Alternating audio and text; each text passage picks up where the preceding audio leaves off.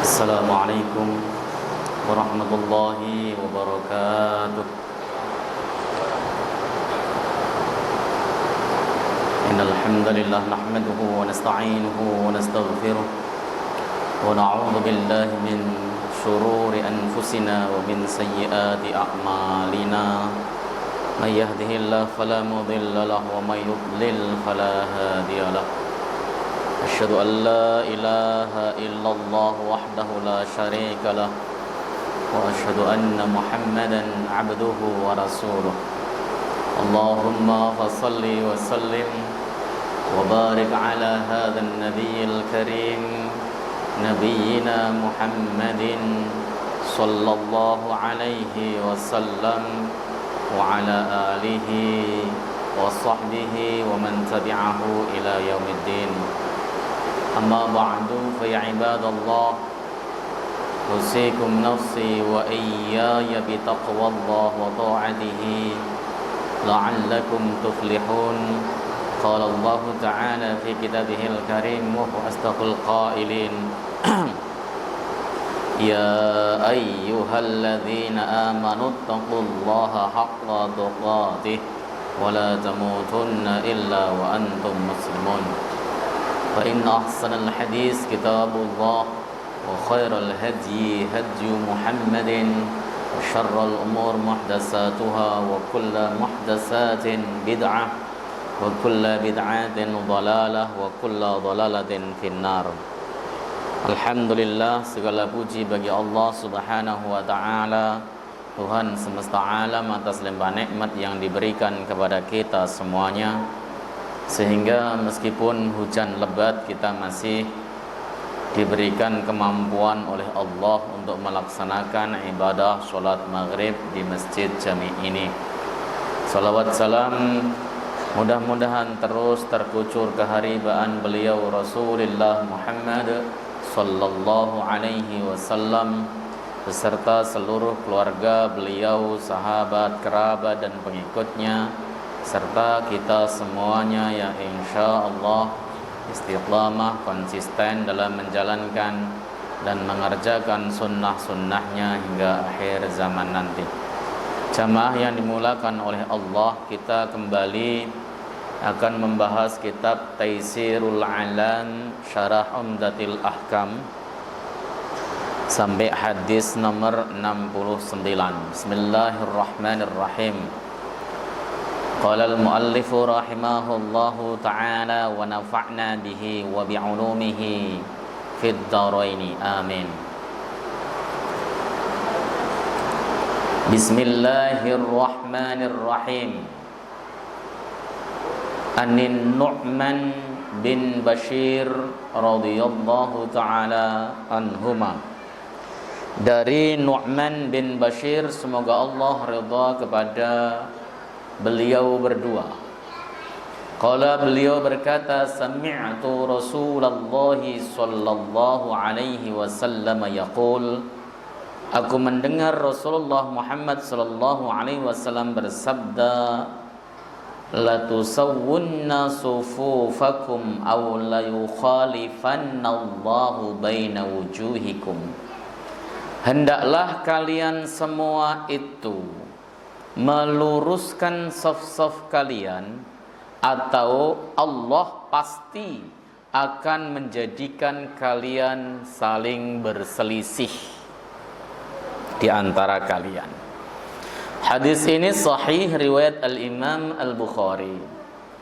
Hadis ini menguatkan hadis yang telah lalu di bahasan yang pertama dari hadis Anas bin Malik radhiyallahu ta'ala anhu. Hanya bedanya hadis ini seakan-akan merapatkan shaf dan meluruskan dan merapatkan shaf adalah perkara yang wajib. Karena Rasulullah ingkarnya luar biasa. Kamu luruskan shaf atau kalian akan saling berantem, atau kalian akan saling bermusuhan, atau kalian akan saling mukhalafah. Begitu. Sementara hadis Anas bin Malik kemarin menjelaskan bahwa meluruskan shaf hanya untuk kesempurnaan salat. Kalau begitu, hadis Anas bin Malik kemarin menunjukkan kesunahan dalam meluruskan dan merapatkan shaf. Hadis ini menunjukkan kewajibannya. Lalu bagaimana cara memahaminya? Cara memahaminya, hadis ini dibatasi oleh hadis Anas bin Malik. Jadi seluruh ulama bersepakat bahwa meluruskan dan merapatkan shaf hukumnya sunnah muakkadah. Tuh. Wali Muslimin, dan dalam riwayat Imam Muslim, wa kana Rasulullah sallallahu alaihi wasallam yusawwi sufufana. Nabi itu selalu meluruskan shaf-shaf kami. Al-ibarah bil kana, al-ibarah bi kana lil muwadhabah. Ungkapan hadis dengan menggunakan kana itu menunjukkan rutinitas Rasulullah sallallahu alaihi wasallam. Jadi dalam hadis ini digambarkan bahwa Rasulullah Muhammad sallallahu alaihi wasallam itu rutin atau sering atau selalu ya merapikan dan meluruskan shaf-shaf kami para sahabat. Itu memang salah satu yang dilakukan Nabi sallallahu alaihi wasallam pada saat beliau hendak memulai salat. Sawu wa'tadilu sawu sufufakum, itu dilakukan oleh Nabi supaya barisan beliau lurus rapat seperti itu. Dan itu dilakukan dengan apa oleh Nabi selalu ketika beliau hendak memulai salat berjamaah. Hatta ka'annama yusawi bihal qidah, seakan-akan Nabi sallallahu alaihi wasallam itu sedang meluruskan qidah, panah cemparing yang sampai lurus, panah dari kayu itu namanya qidah. Hatta ra'a an qad aqalna anhu, sehingga beliau memandang kami telah memahami maksud beliau. Jadi ketika Nabi Muhammad sallallahu alaihi wasallam meluruskan dan merapatkan shaf, beliau itu betul-betul ihtimam, perhatian terhadap para sahabatnya sehingga para sahabat memahami ya urusan merapatkan shaf ini. Ketika Nabi mengatakan sawu sufufakum, itu sampai Nabi itu tidak kemudian berpaling, seakan-akan beliau meluruskan panah, busurnya itu, panah itu lurus. Jadi tidak boleh ada belok, lurus. Baru kemudian beliau memulai sholatnya. Yang ini kan jarang kita lakukan toh. Kita sawu sufufakum itu kayak ritual saja. Imam pokoknya yang penting sawu sufufakum fa inna taswiyatas sufuf min tamamis shalah. Ya hanya sekedar ritual saja rata-rata. Enggak kemudian meluruskan bener. Ayo lurus bener enggak itu? Ya. Ini yang belok-belok yang sebelah sana ditata bener apa enggak? Jarang sekali. Bahkan di Nabawi sekalipun di Haramain itu yang sekedar sawu wa'tadilu Allahu akbar. Ini yang harus jadi perhatian kita, saudara. Apalagi banyak di antara kita yang ketika sholat itu tidak terlalu memperhatikan urgensi lurusnya shaf. Meskipun sudah diberikan aturan begini, aturan ini kan harus kemudian disosialisasikan terus. Mana batas tungkainya? Misalnya contoh nih, wawong sudah dikasih garis masa nggak ngerti. Loh, tungkainya mau ditaruh di mana? Kalau hanya sekedar garis putih ini bisa maju bisa mundur. Tungkainya taruh di mana? Makanya ini kadang-kadang ada sebuah masjid yang sampai detail. Rapat luruskan shaf, jangan batas apa tuh namanya, letakkan tungkainya pada garis kuning yang ada di paling belakang, silahkan misalnya begitu. Itu ada yang sampai sedetail itu. Kenapa? Karena pentingnya untuk merapatkan dan meluruskan shaf. Ya, kalau Nabi sudah memahami bahwa para sahabat sudah bisa mengatur barisannya lurus, baru beliau memulai takbir, memulai melaksanakan sholat. Summa kharaja yauman faqama hatta kada ayukabbira. Kemudian beliau keluar menuju masjid pada suatu hari hingga hampir-hampir beliau mau takbir. Mungkin ketika dilihat barisannya, ya beliau merasa bahwa ini sudah mau lurus, hampir mau takbir, tapi nggak jadi Rasulullah. Hampir mau takbir, ya nggak jadi. Fara'a rajulan badiyan sadrahu. Kemudian Rasulullah melihat seseorang yang dadanya lebih maju. Ketika dilihat mungkin pas mau takbir udah siap-siap, dilihat tuh ada yang lebih maju. Nabi mengatakan, ibadallah, wahai hamba Allah, la tusawwunna sufufakum aw la yukhalifannallahu baina wujuhikum. Kamu luruskan shaf atau Allah Subhanahu wa taala akan membuat kalian saling berselisih. Luruskan shaf atau Allah Subhanahu wa taala akan membuat kalian berselisih. Kenapa demikian? Ya karena ada orang yang kemudian ketika dia maju, ini alasan yang diambil oleh para ulama ya. Ya, ini alasan atau hikmah yang diambil atau dikemukakan para ulama. Kalau seandainya Anda itu maju, maka Anda merasa lebih sombong, lebih hebat, lebih mulia dibanding yang di belakangnya. Sehingga yang belakangnya pun merasa ini belagu amat, softnya kok maju sendiri dan sebagainya. Sehingga terjadi gesekan di dalam hatinya. Satu sama lain tidak kemudian kompak.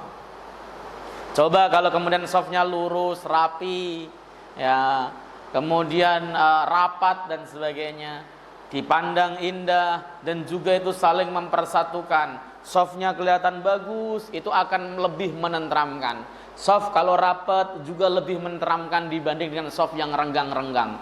Soft yang renggang itu bikin kita kadang-kadang nggak khusyuk, nggak konsentrasi. Kenapa? Bukan karena nggak nyaman atau nyamannya, terkadang karena syaitan laknatullah alaih sudah ikut masuk ke dalam hati kita, masuk ke soft untuk menggoda kita, sehingga hilang konsentrasi dan kekhusyuan kita, mikirin yang enggak, mikirin soft, mikirin sampingnya dan sebagainya. Kenapa? Dari soft yang renggang tersebut. Nah, al-makna al-ijmali, makna secara global. Fi hadza wa'idun liman la yuqimuna sufufahum fis salat. Di dalam hadis ini ada ancaman bagi orang yang tidak meluruskan shaf di dalam salat. Ancaman Nabi dahsyat. Faqad akada an-nabiy sallallahu alaihi wasallam annahu illam ta'dil as-sufufu wa tusawwi fal yukhalifanna Allahu baina wujuhil ladzina wajat sufufahum wa lam ya'diluha. Nabi sallallahu alaihi wasallam menguatkan sesungguhnya orang yang tidak lurus shafnya, dan tidak rapat dan tidak lurus, maka Allah Subhanahu wa taala akan membuat mereka saling berselisih. Orang yang shafnya bengkok tidak lurus itu dia mudah berselisih. Ini salah satu penyebab kenapa kaum muslimin tidak pernah bisa bersatu. Kenapa tahsabuhum jami'an wa qulubuhum syatta. Kenapa kita itu kelihatannya banyak tapi hati kita tercerai-berai. Itu dimulai dari shaf salat kita. Ya. Kalau shaf kita misalnya salat, samping kita misalnya bukan orang yang seorganisasi dengan kita, bukan orang yang berbeda bersama madhab dengan kita, bukan orang yang sepengajian dengan kita, tapi ketika shafnya rapi dan sebagainya, maka insya Allah akan menjadikan hati kita itu lunak. Hati kita tidak saling keras, hati kita tidak saling angkuh. Kenapa? Karena shafnya lurus, karena badan mereka bersentuhan. Ya. Syukur-syukur kemudian sebelum masuk shaf, ketika ketemu bermusafahah dulu, salaman dulu di pintu masjid. Ya, ini penting. Musafahah itu penting loh. Ya, musafahah itu bisa dilakukan pada saat ketemu di dalam masjid, di luar masjid, di pintu masjid, ataupun ketika mau wudu, di mana saja. Yang penting ketemu pada saat ketemu pertama kali itulah dia disunahkan untuk musafahah. Musafahah itu disunahkan sekali di dalam satu pertemuan. Enggak kemudian ketemu di tempat wudu salaman, ketemu di dalam masjid salaman, ketemu lagi di shaf salaman lagi, salamannya sampai 10 kali. Yang disunahkan dan dianjurkan adalah sekali pada saat setiap kali bertemu. Rasulullah mengatakan, "Ma min muslimaini yaltaqiyani summa yatasafahani ghafarallahu lahu qabla ay yatafarraqa." Dua orang mukmin yang dia ketemu ya kemudian berjabat tangan, Allah Subhanahu wa taala akan ampuni dosanya sebelum mereka berpisah. Itu ya. Jangan kemudian kita rapat soft tapi nggak pernah salaman juga jangan. Kalau memang kita berpendapat, berargumentasi bahwa salaman ba'da sholat itu termasuk bid'ah mungkarat, ya ndak usah salaman. Nanti setelah selesai sholat dan sebagainya, selesai dzikir, salaman baru. Silahkan. Yang kayak gitu tidak menjadi soal dan tidak ada khilaf akan kebolehannya. Yang terjadi perbedaan pendapat itu kan, bolehkah salaman selesai sholat? Sebagian ulama mengatakan itu termasuk bid'ah mungkarah, bid'ah yang tidak boleh dilakukan karena selesai sholat ya berzikir kepada Allah Subhanahu wa taala. Sebagian lagi mengatakan itu mubah. Siapa yang memandang mubah? Al-Imam An-Nawawi di dalam kitabnya Fatawi An-Nawawi. Beliau memandangnya sebagai suatu hal yang mubah. Itu kan khilafiyah. Begitu. Tapi kalau kita menganggapnya itu kan tidak ada dasarnya, ya sudah nggak usah salaman, tetap tenang aja, nggak usah salaman. Tapi ketika kita dalam kondisi begitu disodorin teman kita 11 mau salaman, ya diterima saja, jangan kemudian diacuhkan. Saya kemarin ngaji di sebuah masjid, itu ada bapak-bapak curhat kepada saya itu sakit hati Ustadz sholat di masjid sini. Kenapa? Saya sholat selesai, saya salaman sama samping saya, dia melek matanya, tapi diacuhkan, nggak mau ditanggapi. Sakit hati. Disakit hati saudara muslim itu nggak enak, Pak. Diterima saja. Kalau memang mau didakwai, selesainya didakwai, terima saja. Mungkin dia belum tahu. Tapi kan seandainya pun kita mau toleransi, oh iya ada ulama kibar, ulama agung, namanya Al-Imam An-Nawawi. Imam Nawawi itu pengetahuan hadisnya lebih daripada kita, Pak. Jauh lah kita itu kan remahan rengginang. Ya, sementara Imam Nawawi adalah seorang imam besar yang faham, hafal hadis, loh, bukan masalah faham saja, hafal hadis. Beliau mengatakan mubah, ya sudah, mungkin beliau mengikuti yang itu. Tapi kalau seandainya kita nggak mau, oke, selesai salam, selesai wirid, selesai dzikir, selesai sholat sunnah, ketemu salaman. Mestinya begitu. Itu yang membuat hati kita menjadi lunak dan bersaudara. Tapi dimulai dari rapatnya shaf dulu. Mungkin pas rapat shaf, pas lagi ngerapetin, belum mulai takbir, ketemu salaman dulu. Wah, lebih bagusnya begitu. Ya, oke, biar pada itu loh maksudnya. Jangan merasa karena beda pengajian, beda ustadz, beda cara praktek ibadah sholatnya, lalu kemudian harus beda dalam persaudaraan. Nggak, selagi dia muslim, mukmin, ahlu sunnah wal jamaah, mereka adalah saudara kita semuanya.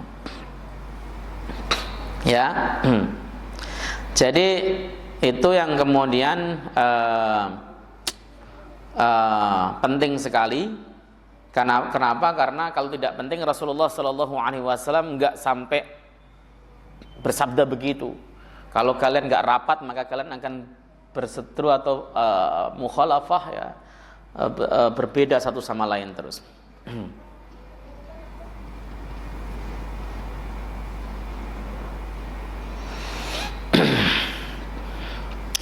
Ahkamul ma'khudah, hukum-hukum yang bisa diambil dari hadis ini. Zahirul hadis wujubu ta'dilis sufuf wa tahrimu ta'wijiha. Zahir hadis ini menunjukkan wajib lurusnya shaf dan haram hukumnya apabila bengkak-bengkok. Ya. Walaupun dikasih beginian ini enggak jamin lurus loh, Pak. Enggak jamin lurus. Ya. Enggak jamin. Kenapa? Karena masih ada yang belum paham di mana sebenarnya tempat kita menaruh tumit, karena untuk bisa meluruskan shaf itu harus dimulai dari tumitnya, bukan dari ujung jari. Sehingga banyak juga yang sudah dikasih garis begini masih belak-belok. Kalau dilihat dari zahir hadis ini itu hukumnya haram kalau shafnya belak-belok. Lakin yujadu fi ba'dil ahaditsis sahihati ma yukhaffifu min haddati hadza ta'kid. Tapi ditemukan dalam hadis-hadis sahih, contohnya hadis yang tadi di muka, hadis Anas bin Malik radhiyallahu taala anhu. Hadisnya sahih riwayat Al-Imam Al-Bukhari, yaitu Nabi bersabda apa tadi? Asawu sufufakum fa inna taswiyatas sufuf min tamamis shalah. Ya, itu menunjukkan bahwa merapatkan shaf itu tidak wajib. Makanya kalau kita bicara di dalam ilmu usul fikih kan al-amru lil wujub. Perintah itu dalalahnya adalah wajib. Semua perintah dalalahnya harus wajib, ya. Kecuali ada dalil yang menunjukkan atas kesunahannya. Mana dalil yang menunjukkan kesunahan dalam meluruskan shaf? Dalil dari Anas bin Malik dalam Sahih Bukhari, sawu sufufakum fa inna taswiyatas sufuf min tamamis shalah. Kalau itu wajib, redaksinya bukan kesempurnaan salat, tapi syarat salat atau apa dan sebagainya. Kalau untuk kesempurnaan berarti itu tidak dihukumi wajib. Itu pendapat mayoritas ulama. Oke. Yang kedua, syiddatu ihtimamihi sallallahu alaihi wasallam bi iqamatis sufuf faqad kana yatawalla ta'dilahu bi yadihi al-karimah wa hadha yadullu ala anna tashwiyatas sufuf min wadhifatil imam. Perhatian yang luar biasa dari Nabi Shallallahu Alaihi Wasallam untuk menegakkan atau meluruskan shaf. Nabi sampai di dalam meluruskan shaf itu menggunakan tangan beliau yang mulia. Tadi kata-kata di awal yang mengatakan hatta ra'a an qad aqalna anhu itu diterangkan di dalam sarahnya sampai Nabi Shallallahu Alaihi Wasallam itu meluruskan dengan tangan beliau yang mulia. Orang yang bergeser diatur oleh Nabi Shallallahu Alaihi Wasallam. Tapi ngaturnya Nabi ya tidak sambil marah-marah sebagaimana ngaturnya kita kadang-kadang kalau ada yang dablek dan sebagainya. Nabi Shallallahu Alaihi Wasallam itu pribadi yang santun, yang tidak suka marah-marah, yang tidak suka bentak-bentak dan sebagainya, diatur. Ini sampai Nabi turun tangan sendiri dalam meluruskan shaf, menunjukkan bahwa hal ini adalah perkara yang sangat luar biasa pentingnya. Disadari meskipun sunnah tetapi bisa berpotensi menjadikan kita tidak mendapat fadilah jamaah kalau kemudian shafnya terlalu renggang dengan sampingnya. Wah, yang penting kan saya sholat pak, gitu kan. Akhirnya kemudian setelah rapat dia bikin renggang, itu bisa tidak mendapatkan keutamaan jamaah. Begitu. Ya. Wong sholat di samping tiang saja, kemarin saya menjelaskan ya, di sini kalau saya nggak salah ingat, di samping tiang saja selagi tempat lain masih keisi itu tidak boleh toh, dihindari, makruh hukumnya. Padahal tiang itu kan untuk nyangga masjid misalnya, ada tiangnya, ini tiang sementara tempat lain masih bisa untuk diisi, itu makruh ya. Dan Imam Malik bin Anas tidak menyukai hal tersebut. Oke. Yang ketiga, annal jazaa min jinsil amal. Ini menunjukkan sesungguhnya balasan yang kita terima itu adalah dari jenis amal kita. Kaidah ini sangat masyhur sekali. Ya, banyak sekali Rasulullah Shallallahu Alaihi Wasallam menyabdakan bahwa nanti balasan kita ya sejenis dengan perbuatan kita ketika di dunia. Contoh, siapapun orang yang menolong saudara muslimnya di dunia, maka Allah akan menolongnya dia di akhirat. Contoh lagi, man satara uyuba akhil muslim satarallahu lahu uyubahu yaumal qiyamah. Siapapun orang yang menutup aib saudara muslimnya di dunia, maka Allah akan tutup aibnya nanti di hari kiamat. Kan banyak yang semacam itu. Ya kan, man nafasa kurbata akhihil nafasallahu lahu qurabahu yaumal qiyamah. Siapapun orang yang membantu kesusahan saudara muslimnya, maka nanti dari kiamat Allah akan membantu atau menolong dia dari kesusahan di hari kiamat. Yang itu termasuk daripada jinsal jaza min jinsil amal. Jenis balasan yang kita terima nanti adalah dari jenis amaliyah kita selama kita hidup.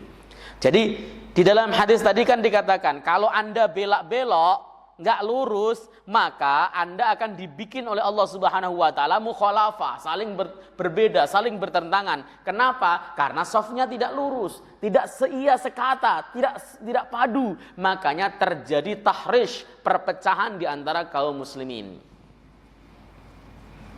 Ya, perpecahan ini berat sekali. Wong kita yang sudah lurus safnya aja tetap pecah ya. Tetap pecah karena memang syaitan laknatullah alaihi itu menghendaki perpecahan. Ada sebuah hadisnya, inna syaitana qad ya'asa ya'budahul musallun.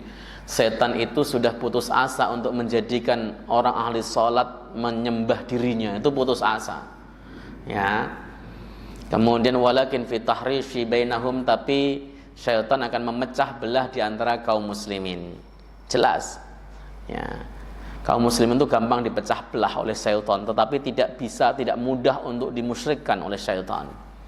Gampanglah, pilkada pecah, pemilu pecah, pemilihan ketua partai pecah, pemilihan ketua ormas pecah, pemilihan ketua ortom pecah, ya pecah terus begitu karena memang tahrishnya itu luar biasa. Syaitan kemampuan dia untuk memecah belah kaum muslimin luar biasa.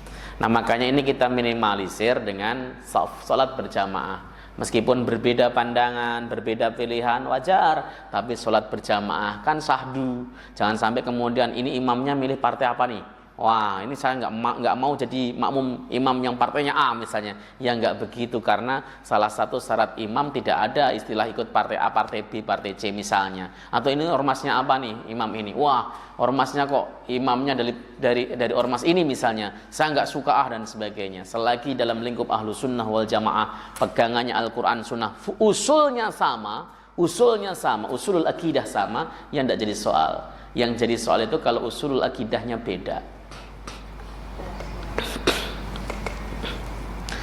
Kemudian yang keempat, ghadaban Nabi sallallahu alaihi wasallam ala ikhtilafis saffi. Nabi sallallahu alaihi wasallam marah, ya, marahnya Nabi ya atas berbedanya shaf, atau ghadabun Nabi ala ikhtilafis saffi. Yang nomor 5, fihi jawazu kalamil imam fima bainal iqamati was salati lima ya'rudu minal hajah. Jadi bolehnya imam ngobrol, berbicara lah ya, pada antara iqamah dan salat. Ketika iqamah sudah dikumandangkan, lalu kemudian imam sudah masuk ke dalam mihrab, lalu setelah itu imam boleh berbicara karena ada hajat, karena ada kepentingan. Ya, seperti merapatkan shaf atau dan sebagainya, menyuruh untuk mematikan handphone dan sebagainya. Selagi ada hajat itu diperbolehkan. Atau berbicaranya karena menyuruh jamaah sekalian untuk melaksanakan sholat jamak karena hujan. Ya, misalnya tadi maghrib hujannya mengguyur lebat setelah assalamualaikum misalnya kan. Sebelum imam melaksanakan salat maghrib hujannya lebat, imam boleh sambil ngomong, bapak-bapak sekalian, nanti kalau kita sampai salam kok masih hujan lebat terus, kita melaksanakan sholat jamak takdim. Gitu, itu boleh kayak gitu. Ya, ini suatu hal yang dilakukan Nabi Shallallahu Alaihi Wasallam, tapi kemudian kita lupakan. Bahkan banyak di antara kita yang menganggap sholat kok aneh, sholat di jamak tanpa safar dan sebagainya, padahal diperbolehkan karena hujan seperti itu. Tapi kalau hujannya berhenti ya tidak boleh melaksanakan jamak takdim. Kenapa? Karena uzurnya hilang. Jadi ini harus diingat, imam boleh berbicara ya pada saat dia berdiri di mihrab, di tempat dia jadi imam, lalu kemudian dia menginstruksikan sesuatu, rapat luruskan shaf, matikan handphone, kemudian memberikan peringatan kepada yang lain, anak-anak kecil yang di shaf di belakang jangan berisik dan sebagainya, itu diperbolehkan. Kenapa? Karena ada hajat. Ya, asal jangan kemudian ngobrol ngalor ngidul, atau misalnya udah mau sholat imam udah berdiri ngangkat handphone dulu karena menerima panggilan, ya jangan itu. Itu namanya tidak adab, tidak ada etikanya sama sekali. Oke, kita lanjutkan hadis yang berikutnya. Hadis nomor al-hadisus sab'un, hadis yang nomor 70. An Anas bin Malik radhiyallahu taala anhu, dari Anas bin Malik semoga Allah ridho kepada beliau. Anas bin Malik ini kenapa banyak hadis yang diriwayatkan dari beliau? Karena beliau khodimnya Nabi, beliau itu pelayannya Nabi, melayani Nabi semenjak Rasulullah hijrah sampai wafat. Kok apa enggak luar biasa? Ya, itu Anas bin Malik. Makanya Sayyiduna Anas bin Malik ini adalah salah satu sahabat yang banyak meriwayatkan hadis keseharian Nabi Shallallahu Alaihi Wasallam, ya, yang berkaitan Nabi di rumah dan sebagainya, itu banyak diriwayatkan oleh Sayyidina Anas bin Malik di samping oleh Sayyidatina Aisyah radhiyallahu taala anha. Anna jaddatahu Mulaikah da'at Rasulullah Shallallahu Alaihi Wasallam, sesungguhnya neneknya yang namanya Mulaikah itu mengajak atau mengundang Rasulullah Shallallahu Alaihi Wasallam li tu'amin sana'atuhu lahu, untuk makan, ya, menyantap makanan yang beliau bikin. Jadi ada namanya seorang tua namanya Mulaikah itu memasak makanan, ya. Apa itu namanya? Mulaikah ini adalah neneknya dari Anas bin Malik. Dimasak, setelah masak kemudian mengundang Rasulullah, Rasul, yuk makan bersama kami. Dan uniknya Rasulullah itu mengijabah. Rasulullah itu ketika diajak makan oleh sahabatnya itu nggak mandang bulu siapa yang ngajak. Nggak mesti harus orang kaya, nggak mesti harus orang ini dan sebagainya. Pokoknya beliau diajak makan, beliau datang. Kenapa? Ketika seseorang ngajak makan ke rumah sampai dimasakin, itu wujud seseorang cinta kepada dirinya. Itu loh. Jadi kalau kita sudah semuanya, ayo kita makan di rumah yuk, misalnya tadi sudah saya masakin spesial untuk antum misalnya, tapi spesialnya sungguh-sungguh, ya, jangan spesialnya basa-basi, karena ada spesial basa-basi, ya, padahal sebenarnya dia bukan untuk masak untuk kita, tapi karena pengen ngajak kita, oh ini masakan spesial untuk antum, padahal sebenarnya enggak, ya. Tapi Nabi Shallallahu Alaihi Wasallam merespon panggilan dari Mulaikah tersebut. Fa'akala minhu, kemudian Rasulullah Shallallahu Alaihi Wasallam makan dari makanan Mulaikah. Kemudian sumakala, kemudian Rasulullah bersabda, "Qumu falusalliya lakum." Berdirilah kalian, ayo berdiri, aku akan sholat untuk jadi imam kalian. Ini sholat sunnah tentunya. Nabi Shallallahu Alaihi Wasallam melaksanakan sholat sunnah. Sekarang nanti sholat 2 rakaat. Ya. Qala Anas berkata, "Fakumtu ila hasirin lana qad iswadda min tulin ma labisa." Aku kemudian berdiri untuk menyiapkan tikar yang kami miliki, yang dia telah menghitam karena saking lama dipakai. Ya, tikar yang saking lama dipakai kan hitam. Itu di dalam sarah hadisnya, ini ada ini, fanadijatuhu fanadhahtuhu bimain. Maka kemudian aku siram ciprati, ya, kasur tersebut. Di dalam sarahnya dikatakan maksudnya ciprat itu dicuci, kasur yang sudah menghitam karena lama dipakai tadi dicuci oleh Anas bin Malik, ya, dicuci hingga bersih. Faqama alaihi Rasulullah sallallahu alaihi wasallam, Rasul lalu berdiri di atas tikar tersebut. Ya. Saya kalau waktu membaca hadis ini itu tertegun sekali, kepala negara, orang yang begitu terhormat, kekasihnya Allah Subhanahu wa taala, tapi tetap sederhana di dalam perilakunya, nggak kemudian pengen disediain tikar yang baru, nggak kemudian merasa ini bau dan sebagainya, tetap pakai apa yang ada dan sebagainya. Itu adalah Nabi kita, Nabi Muhammad SAW. Nabi tetap berdiri, wasafaftu ana wal yatimu wara'ah. Kemudian aku dan anak yatim berdiri di belakang beliau. Berarti dua orang kecil-kecil, dua-duanya kecil-kecil. Anas masih kecil, anak yatim ini juga masih kecil. Karena Anas ikut Nabi Shallallahu Alaihi Wasallam itu dari umur 10 tahun, masih kecil. Sementara yatim, yang disebut yatim itu kan pasti orang yang tidak punya bapak tapi belum balik kan. Kalau sudah balik namanya bukan yatim, ya. Jadi jangan kemudian santunan anak yatim yang dikasih anak SMA semuanya lah. Anak yatim bukan yatim loh. Kenapa? Karena anak SMA sudah lewat masa yatimnya. Yatim itu belum balik. Anak yang nggak punya ayah tetapi dia belum balik, namanya yatim. Balik itu tandanya kalau perempuan haid. Haidnya perempuan di Indonesia, terutama di Jakarta, itu rata-rata SD kelas 6 sudah haid. Rata-rata. Nah, anak sekarang tuh makin kecil makin haid. Ya. Sementara laki-laki biasanya di usia 13, 14, 15. Kalau kemudian sampai SMA dia kok umur 15 kok belum haid, ya berarti usianya 15 tahun. Gitu kan patokannya. Persoalannya kalau anak SMA itu kadang-kadang udah 16, 17, 18. Ya. Ini kalau santunan jangan sampai salah. Santunan anak yatim yang dipanggil anak SMA semuanya itu bukan anak yatim, Pak. Kalau anak SMA dipanggil, saya juga boleh ngaku-ngaku anak yatim karena tidak punya orang tua. Yang lebih repot lagi ada istilah piatu. Loh, istilah piatu itu dari mana? Kalau mau menyantuni orang yang tidak punya ibu silahkan, tapi tidak lewat jalur yatim, lewat du'afa, lewat orang-orang yang tidak mampu. Boleh, tidak masalah. Tapi bukan karena yatimnya. Yatim itu kan disantuni bukan karena dia miskin, karena yatimnya. Meskipun dia kaya, punya mobil 5 sekalipun, kalau yatim boleh disantuni kok. Tujuannya apa? Supaya dia terhibur, banyak memperhatikan saya ternyata ya. Itu sebenarnya, walaupun nggak punya bapak tapi masih diperhatikan oleh banyak orang. Ini yang harus kemudian kita pahami. Jadi Anas dan anak yatim tersebut berdiri di belakang Nabi. Ya, berdiri di belakang Nabi. Saya baca aja dulu. Wal ajuzu mi waraina, sementara orang tua nenek-nenek, ajuz itu orang yang sudah tua sekali. Ya sudah tua sekali, itu berada di belakang kami. Fasalla lana raka'ataini, kemudian Nabi sallallahu alaihi wasallam salat menjadi imam kami 2 rakaat. Summan sarafa, kemudian beliau pergi. Ya.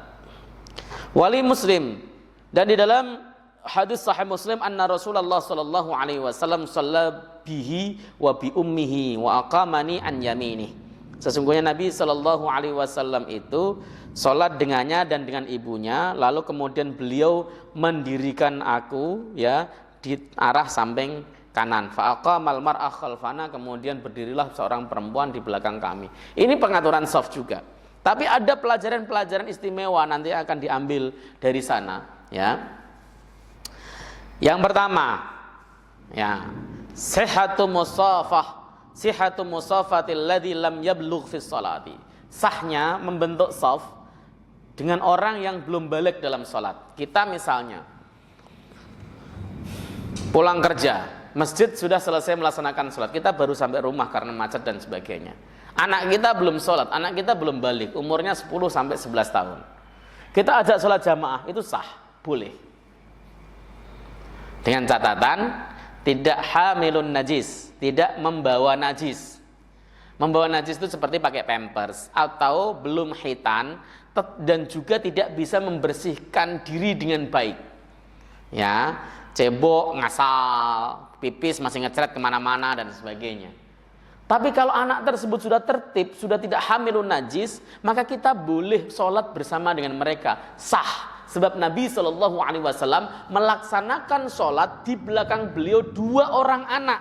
Yang satu Anas bin Malik, yang satu adalah anak yatim. Dua-duanya anak, dan itu sah. Ada yang berpendapat, Imam Ahmad berpendapat bahwa tidak sah, karena dia masih anak-anak.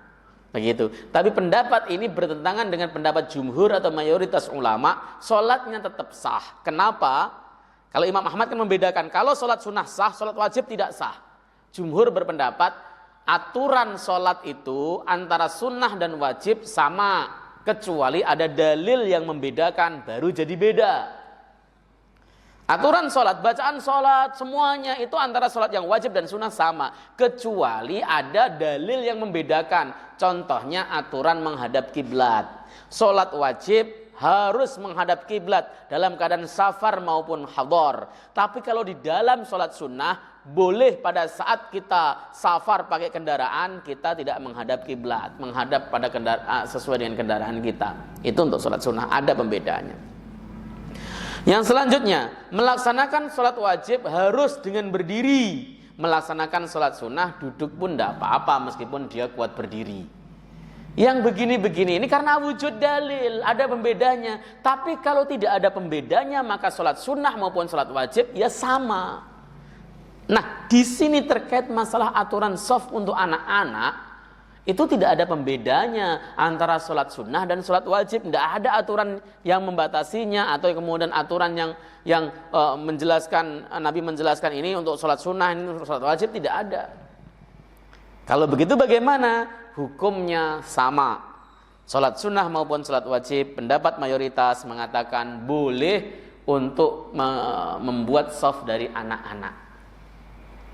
Ini juga menjadi dalil bahwa anak itu tidak memutus shaf, kecuali anak tersebut itu hamilun najis, tidak memutus shaf. Ada anak misalnya udah bagus toharohnya dan sebagainya, lalu kemudian dia sholat di samping bapaknya dan dia tidak banyak bercanda, sholatnya bagus dan sebagainya, itu tidak memutus shaf, meskipun anak tetap sunnahnya adalah di belakang laki-laki dewasa. Seperti itu. Jadi harus disadarkan kepada orang tuanya bahwa anak itu harus sholatnya di belakang. Kadang-kadang orang tuanya marah kalau anaknya kita minta untuk di shaf paling belakang.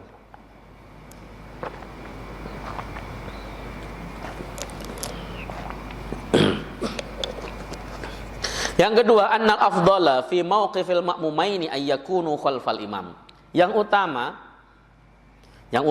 paling utama, tempat berdirinya dua makmum itu di belakang imam. Itu yang paling utama. Di samping kanan dua-duanya boleh, tapi yang paling utama adalah di belakang imam ketika dua orang makmum. Kenapa? Nabi SAW mengaturnya demikian. Kecuali makmumnya satu, maka dia ditaruh di sebelah kanan. Tapi kalau makmumnya dua, yang afdol itu bukan berarti kemudian yang lain tidak boleh, karena ada afdol, ada mafdul. Yang afdol itu adalah makmum dua letaknya di belakang imam persis. Apalagi kalau kita lagi sholat di masjid, misalnya sholat subuh makmumnya baru dua, ya, atau makmumnya satu. Kalau satu di samping kanan. Tapi kalau kemudian di mihrab dan orangnya yakin bahwa di belakang, di bawah masih banyak yang wudu misalnya, boleh langsung bentuk shaf di belakangnya. Nah, seperti itu. Atau kemudian apabila makmumnya dua, ke kanan semuanya, karena mungkin biasanya di kanan semuanya, boleh. Tapi ketika kemudian sudah tiga, maka mereka mundur semuanya. Jadi yang afdol melaksanakan sholat jamaah dua orang makmumnya adalah di belakang imam. Yang ketiga, anna mauqifal mar'ati yakunu khalfar rijal. Tempat berdirinya makmum perempuan adalah di belakang laki-laki. Ini ideal, ini yang paling ideal. Tapi kadang-kadang yang kayak begini itu enggak berlaku, terutama di Masjidil Haram dan di Masjid Nabawi. Kenapa? Karena saking membludaknya, kadang-kadang sholat itu laki-laki dan perempuan jejeran. Ya. Jadi kalau pas lagi crowded begitu, kalau bapak bisa masuk ke dalam badan masjidnya dan sebagainya, aman. Masuk ke dalam Masjid Nabawi, Masjidil Haram yang dalamnya aman insyaallah. Tapi kalau bagi orang yang dapatnya di jalan menuju masjid, meskipun di dalam masjid loh ya, dan itu adalah tempat antara laki-laki dan perempuan, itu bisa jejeran laki-laki dan perempuan begini. Ya, bapak sholat sampingnya perempuan, bisa jadi seperti itu. Aslinya tidak boleh. Ya, tapi kan ada dalil yang namanya al-masaqat tajlibut taisir atau al-hajjat tanzulu manzilatud darurah. Sudah azan. Cepat sekali. Oke, cuman 4 poin saya baca aja. Kemudian yang keempat, azan di sana ndak sunah jawabin, nanti jawabin sunah di sini aja ya. Meskipun itu juga ikhtilaf, ulama ada mengatakan selagi Anda dengar azan jawabin terus. Tapi kalau kita ikut pendapat yang itu, nanti kita capek. Sono azan selesai jawabin terus kan. Maka kita ambil yang di sini saja nanti. Oke, yang kedua, sihhatu mauqifil mar'ati shaffan wahidan. Sahnya berdirinya perempuan seorang saja di shaf. Misalnya contoh tadi di rumah. Bapak cuma punya 2 anak laki-laki dan 1 istri. 1 istri ya, misalnya. Bapak jadi imam. Kemudian shafnya 2 anak laki-laki di belakang. Belakangnya istrinya. Boleh, sah. Ya, kecuali kalau kemudian ada banyak istri 4. Lah kok satunya di belakang ya enggak boleh kalau main kereta-keretaan begitu. Tapi kalau kemudian 1 doang, ya, anaknya di belakang imam persis, istrinya di belakang anaknya, yang demikian sah sebab pernah terjadi di masa Nabi SAW. Yang selanjutnya, jawazul istima' fin nawafil, boleh melaksanakan sholat jamaah dalam sholat sunnah, wa illam yusra' laha ijtima'un, meskipun enggak disyaratkan jamaah. Jadi melaksanakan sholat-sholat sunnah yang tidak disyariatkan jamaah itu sah, boleh. Melaksanakan sholat duha kan enggak disyariatkan jamaah, tapi karena di sekolahan ya boleh jamaah. Paham ya ini ya? Jadi jangan kemudian nanti ujuk-ujuk, apakah Rasulullah pernah nyontohin sholat duha berjamaah? Ya kan dalil nggak harus begitu. Ambil sholat jamaahnya Nabi pada sholat sunnah yang lain nggak harus duha. Kemudian